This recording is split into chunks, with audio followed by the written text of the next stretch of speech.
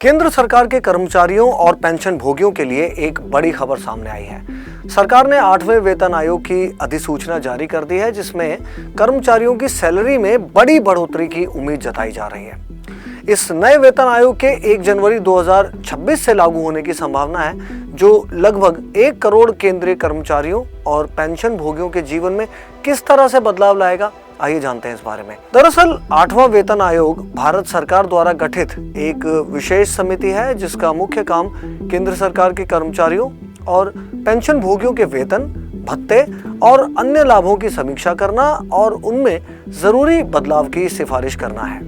अपनी तरह का अकेला ये आयोग हर 10 साल में गठित किया जाता है और इसकी सिफारिशों के आधार पर सरकारी कर्मचारियों के वेतन में संशोधन किया जाता है, बदलाव किए जाते हैं। इसकी सिफारिशों का सार देखें तो एक लेवल 1 कर्मचारी की सैलरी 18,000 रुपए से बढ़कर 34,560 रुपए हो सकती है, जबकि एक लेवल 18 कर्मचारी की सैलरी 2,50,000 रुपए से बढ़कर 4,80,000 रुपए तक पहुंच सकती है।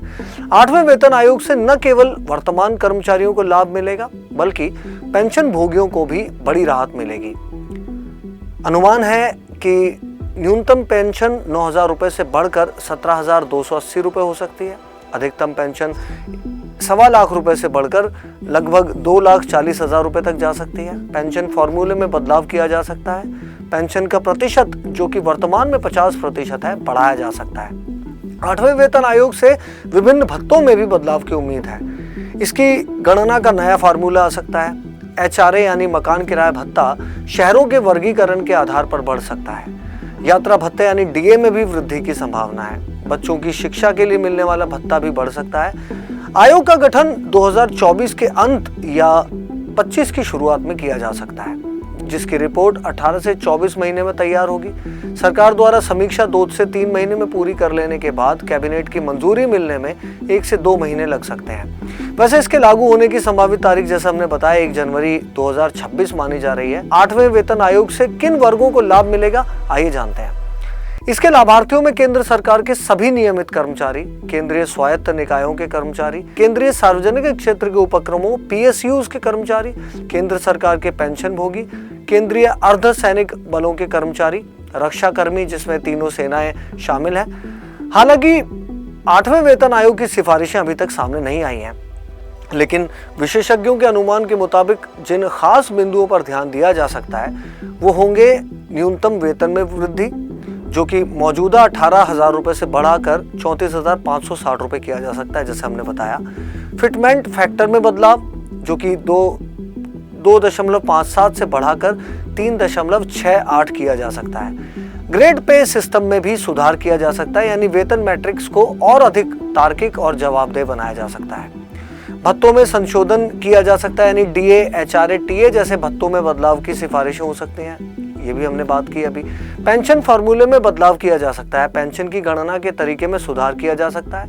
8वें वेतन आयोग के लागू होने से न केवल सरकारी कर्मचारियों को लाभ होगा, बल्कि इसका देश की अर्थव्यवस्था पर भी सकारात्मक प्रभाव पड़ने की उम्मीद है। इसके लागू होने पर कर्मचारियों की बढ़ी हुई इनकम से बाजार में मांग बढ़ेगी, जिससे अर्थव्यवस्था को गति मिलेगी। निश्चित तौर पर अधिक आय से लोग अधिक बचत कर सकेंगे, जो निवेश के लिए उपलब्ध होगी। इसके अलावा वेतन में बढ़ोतरी से सरकार के कर राजस्व में भी बढ़ोतरी होगी और बढ़ी हुई मांग से नए रोजगार के अवसर तो पैदा होंगे ही, कर्मचारियों की बढ़ी हुई क्रय शक्ति से सेवा क्षेत्र में तेजी आएगी।